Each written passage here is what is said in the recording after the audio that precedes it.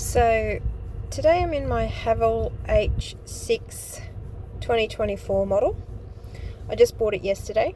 Literally went to the dealership, paid for it, and brought it home at 2:30 in the afternoon.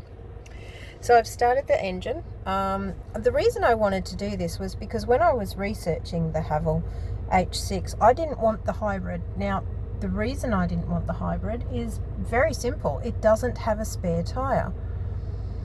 I've been driving for a long time. I've owned a lot of cars. I always get flat tyres. And without a spare tyre, you can call RACQ, but then they're just going to have to tow you somewhere to get you a new tyre. And in the hybrid, you can't have a spare tyre because the battery is in the boot. And I'm not about that. So I got the Ultra.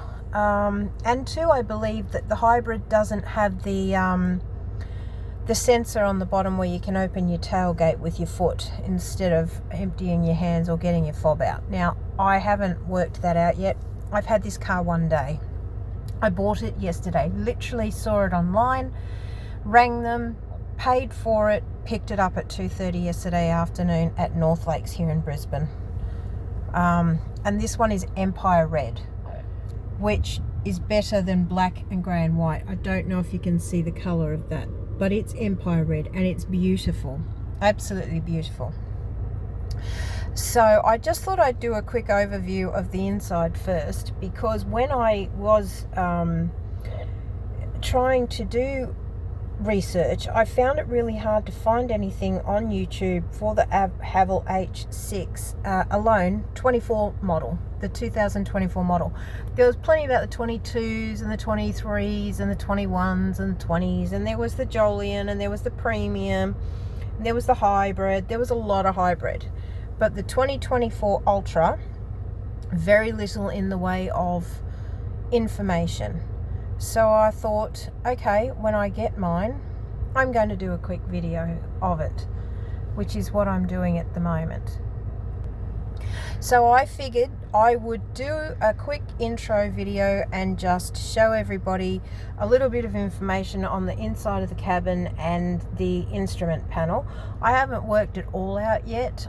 As I said, I've had it one day, and it's literally 24 hours from about an hour ago that I've owned it. And it's a beautiful car to drive. I've already done about 45 kilometers and it's a beautiful car to drive. It's lovely, it's quick, it's got good pickup, and if you change it to sport mode, well, it goes like the clappers, but it does very, very well in normal driving mode too. It does have the grunt you need to get anywhere you want to go. So I guess the first thing we're looking at here is my steering wheel instrument panel. I changed this last night to this scene here with the car in the middle. You can have a rotating earth. Nice enough, but not techie enough for me, so ended up with this instead. And as you can see, I've started the engine so we can all see what's going on here. It's very comprehensive and it's easy to change the mode. So here I've got my handbrake. This one here is my RPMs, temperature. I'm in park. That's my fuel. That's what's playing through my phone. There's the time. The temperature outside here in Brisbane today, 29 degrees, just going into the end of winter, but we won't discuss that. This would ordinarily be my speedo. There is my thing to say what the speed is around here. This is telling me that I am in the driver's seat and there is a passenger, but neither of us have seatbelts on. That's why that is red in there. Once we put our seatbelts on, that will go to plain white, but at the moment it's warning me that the seatbelts are not fastened, which is a great thing, because yesterday I had passengers in the car. Somebody was leaning on the middle seat and it kept saying that there was a seatbelt that wasn't clipped in. So yeah, it's a great warning sign. This is telling me that I have my and then over here we have the seatbelt warning sign again, and we've got our lane departure, and you know, it's telling me that, you know, I've got this on to indicate whether there is a car beside me, my blind spot warning, lane departure. I'm in normal driving mode. And that's it for the instrument cluster. Now there are different things you can put up there. I haven't quite worked them out yet. I am getting there. But on your steering wheel, which is just here, you have this instrument cluster, and this can change all the stuff on that instrument cluster. So if you just go here, click there, give it a bit of a click. I thought, maybe I'm wrong. Maybe I'll hold it down for a minute, see if that works. Alright. Looks like I've got to learn a bit more then. There we go. So it changed, so it's just a quick click, not a hold. And so what we've got here is settings, warnings, navigation, which is not plugged in at the moment, music, and car information like your trips A and B, and how much fuel you have, your tyre temperature, and that sort of thing. So you click into that, and then you just use the left and right button, and if you can see there, it's moving.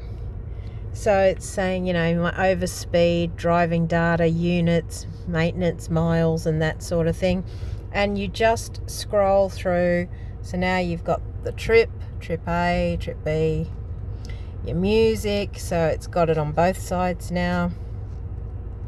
My Android is not connected, so that navigation won't do anything. And so that's pretty easy to navigate. I'm just learning the buttons, so that's fine.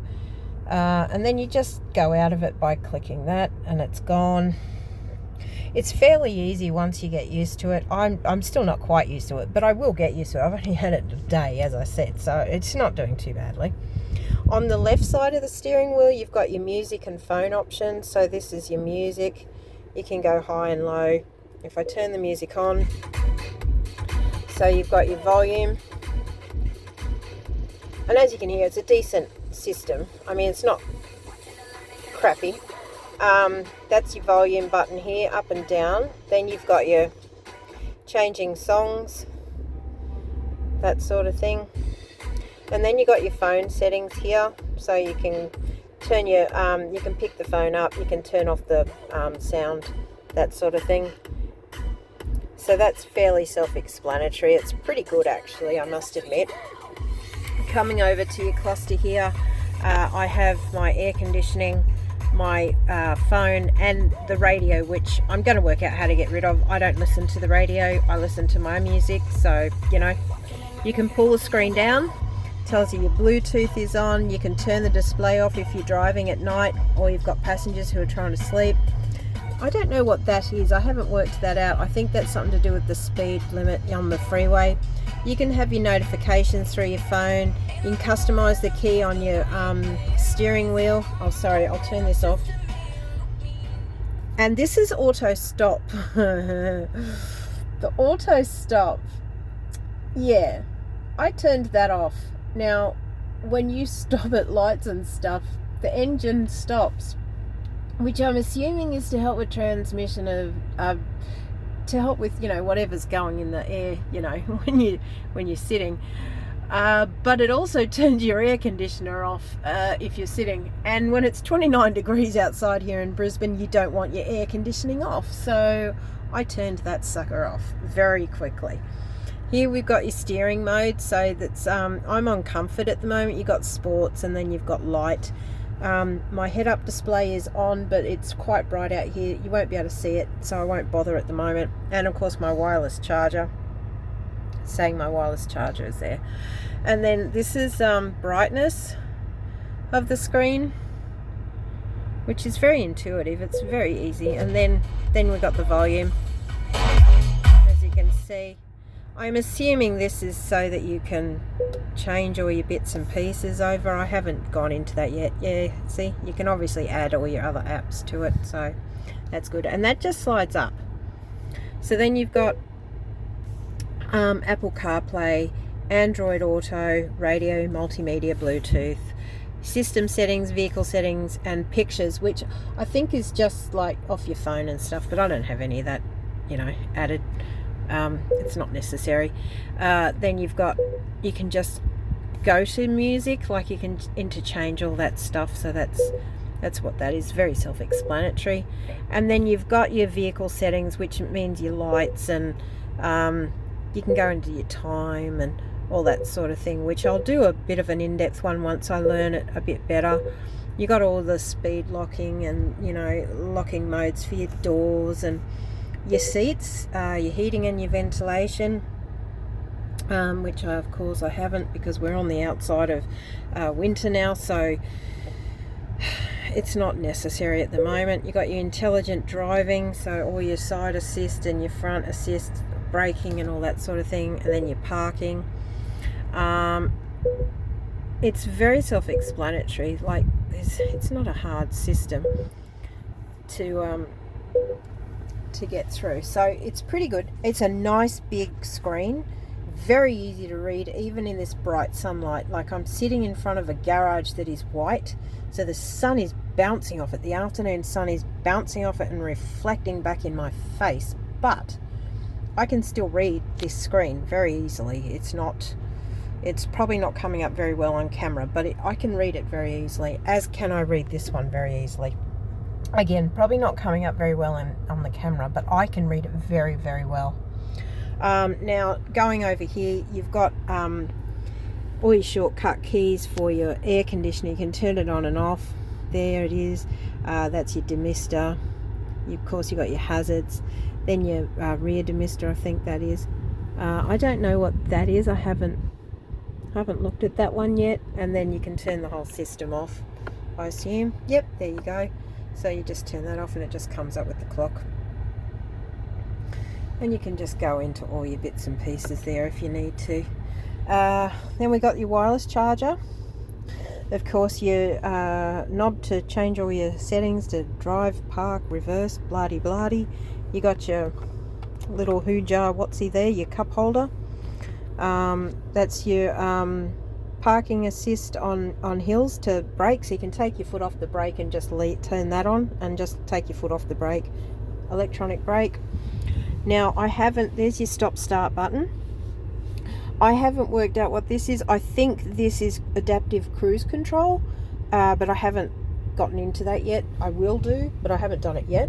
And then, of course, down here, you've got things, sorry, the sun's very bright, but you've got your hill descent, you got your lights, you got your remote boot, and this is the that's the hill descent. This one must be the thing to stop you sliding all over the road, I think.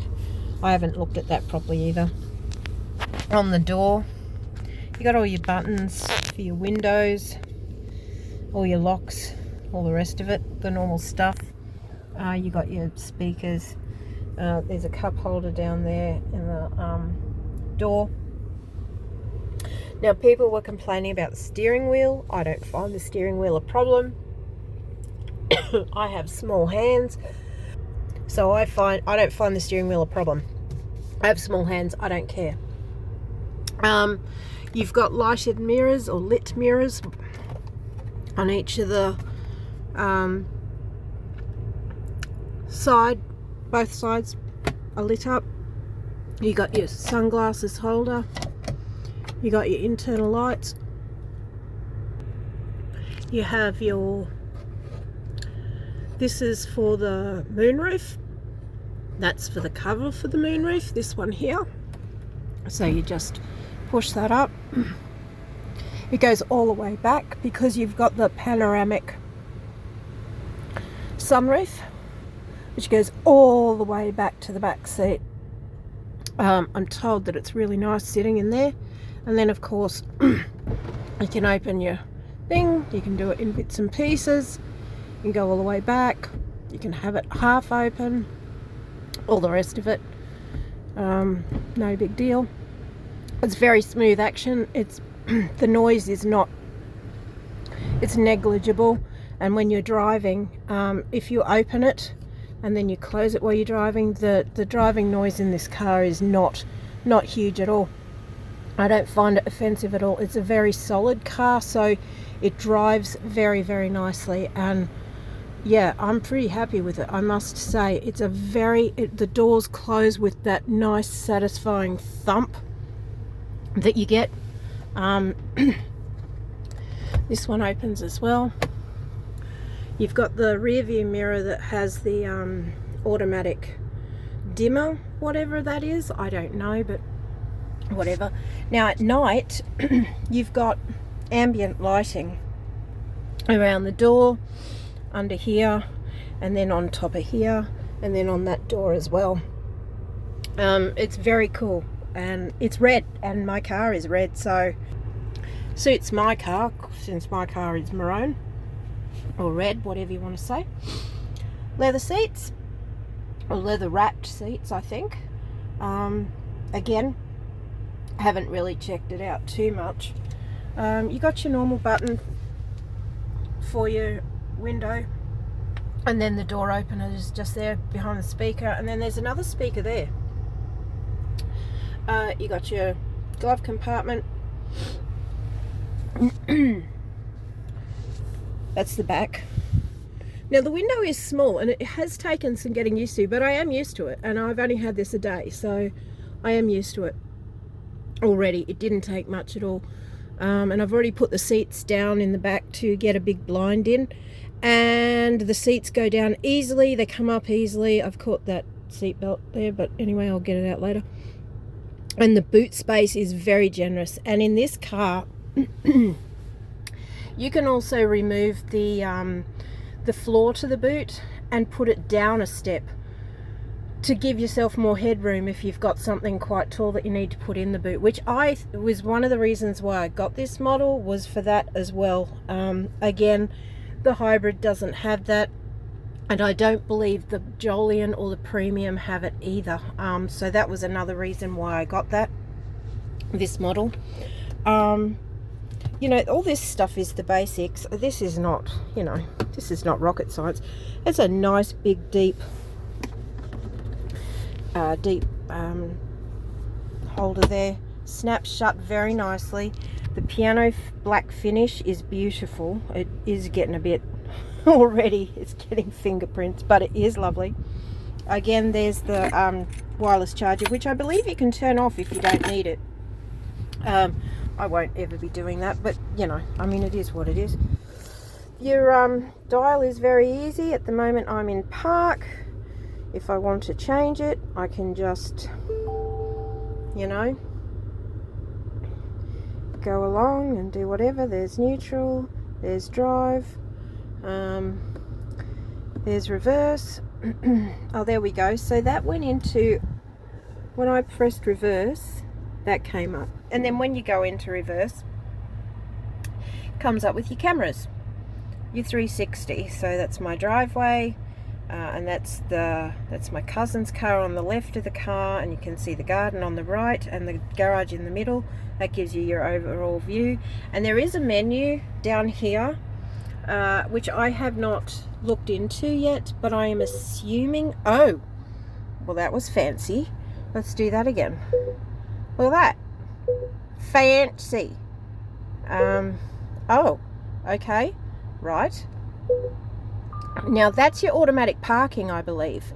That button there, I believe if you're in a car park, again, I haven't looked at it, but I believe that when you're in a car park, if you want to park it, see, it's even warning me to fasten my seatbelt, which I haven't done. So we'll go out of that. Let's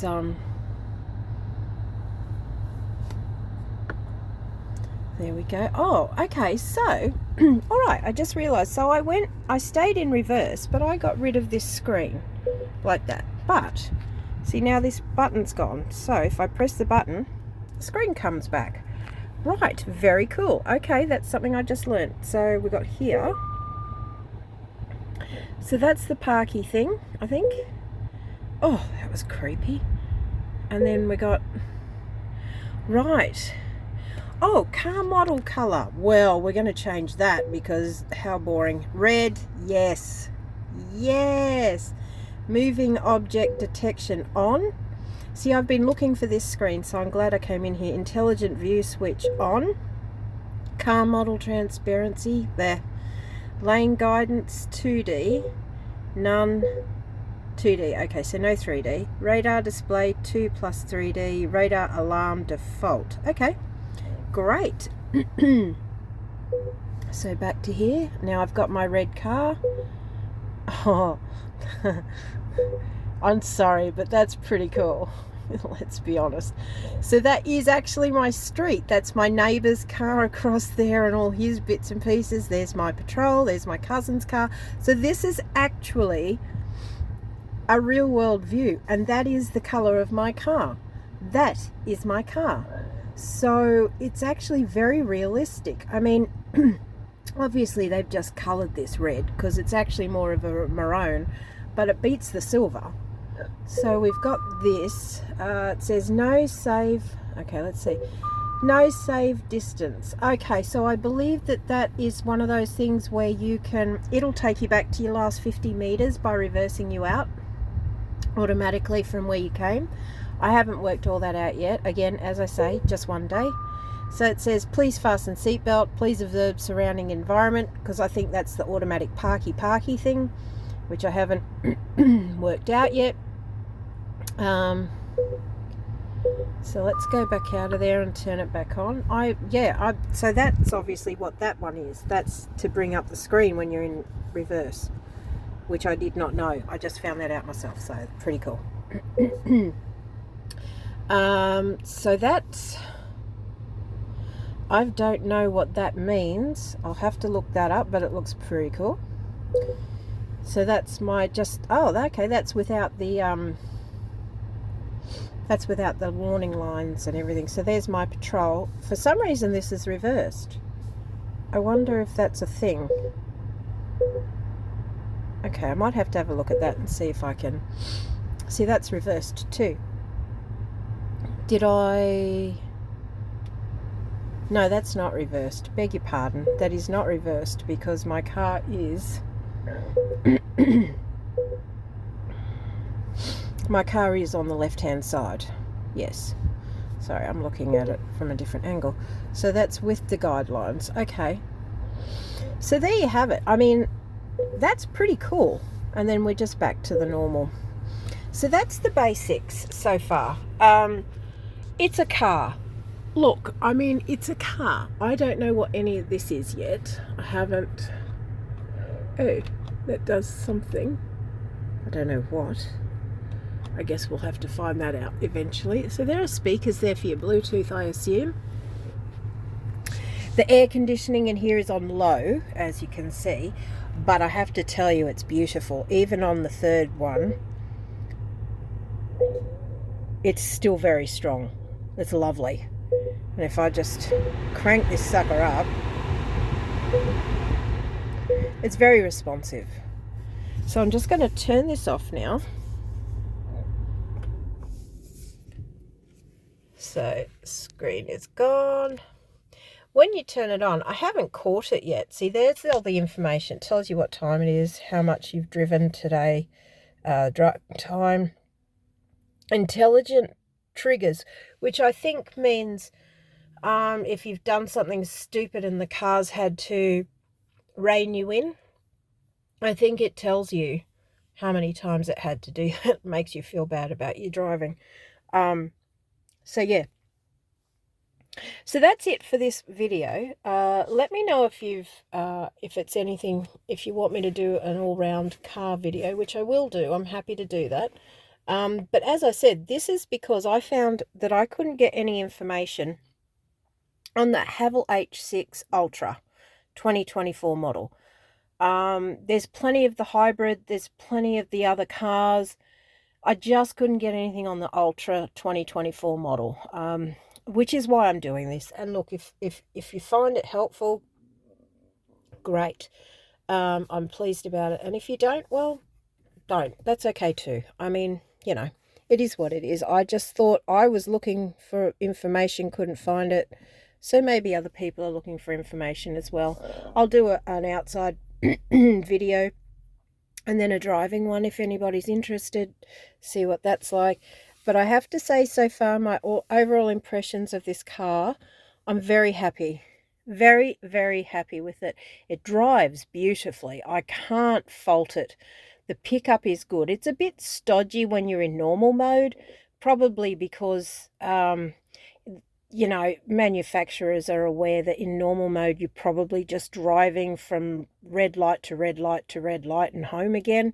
And so they're not giving you that pickup that you would ordinarily get if you're in sports mode. The sports mode, you really do get the pickup. Goes just, and it picks up really, really quickly. And there's none of that bit of stodgy. Whereas when you're just driving in normal mode, and I really do feel that that is only because the manufacturers are aware that in normal mode, you're going to be just driving around suburbs and things like that. And in the city, you're not going to be on the highway in sports mode doing 1,000 kilometers an hour. So, I mean, I guess you could, but that might be a problem. So let me know what you think. Thank you for watching. And if you do like it, I can do a second video if anybody's interested. So just let me know. Thanks for watching. Take care. Bye.